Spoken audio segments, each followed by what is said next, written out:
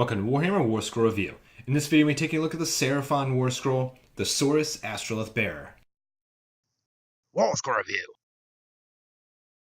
The Saurus Astrolith Bearer is an important support character to the Seraphon force. An average Saurus hero stat wheel. 5-inch move, 6 wounds, 4 up save. Its melee weapon is halfway decent, but this model shouldn't be getting into combat too often.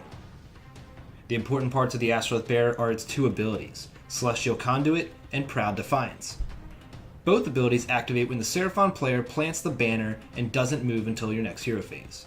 Celestial Conduit means the player can add 1 to Seraphon wizards' casting attempts, and they can add 8 inches to their range. This is pretty powerful and makes the Slan's magic game even more potent. Proud Defiance is also an important ability. This one allows all Seraphon models within 10 inches to reroll to hit rolls. The augment is quite powerful with large units of Saurus warriors or Kroxigor.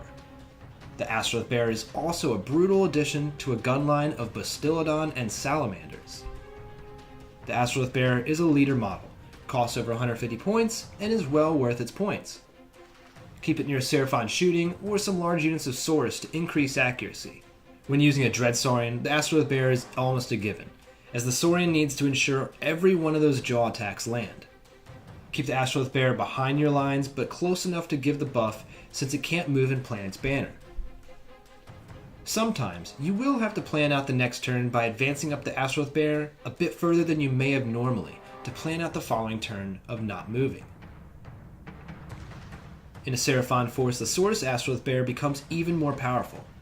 The battle trait Lords of Space and Time is one of the best ways to really get your points worth. Used in the hero phase, this redeploys a Seraphon unit anywhere on the battlefield, outside of 9 inches from an enemy.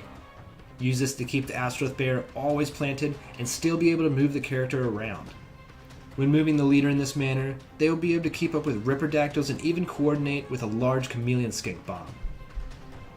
The Astrolith Bearer will not likely be the player's general, and that's fine, as none of the Saurus command traits really fit with the model. There are, however, some Seraphin Artifacts that synergize well. The Prism of Amintok can be used since the model is sitting still most of the time, and will be positioning itself close to the enemy to ensure the Seraphon around it can reroll to hits. The item can be used at the start of the movement phase, as long as the model doesn't move. It can pick an enemy unit, and on a 3-up, it deals D3 mortal wounds. Not a bad idea to give the Astrolith a bit of a bite. Incandescent Rectrices can be used the first time the model is slain. Roll a die, and on a 3 or more, the model is returned within 12 inches with D3 wounds. This will keep the model alive longer if the enemy has shooting attacks that go after it. Light of Dracothion would work well since the Astrolith Bearer will be somewhat close to the enemy lines. This item allows the Saurus to automatically unbind a spell within 18 inches once per game. The Seraphon Battalion Dracothion's Tale is an interesting war scroll that includes a Slan Starmaster, a Fireland Starhost, and any other Seraphon units. Sticking an Astrolith banner in here could be useful. The battalion's ability allows the Slan to automatically and limitlessly cast summon Saurus spells. This means the Slan can automatically summon an Astrolith banner wherever the player needs them. This can serve the same purpose as Lords of Space and Time mentioned before, but does not have to chance the 2-up roll. This also allows the player to use Lords of Space and Time on more offensive units like Bastiladons and Dread Saurians, which can't be summoned with the battalion's ability.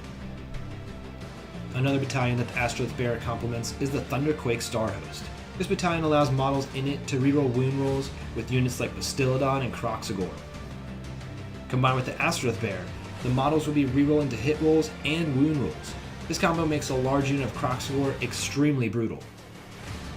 The Astrolith Bearer doesn't have a range on influencing Seraphon casting rolls, so with the additional range on their spells, wizards can be sitting way out of reach of the enemy. The Saurus Astrolith Bearer receives a 4 out of 5. It is a powerful support piece and can augment quite a bit of the Seraphon army. What do you think of the Saurus Astrolith Bearer? What war scrolls would you like to see reviewed next on the channel? Leave your suggestions, answers, and thoughts in the comments below, and thanks for watching.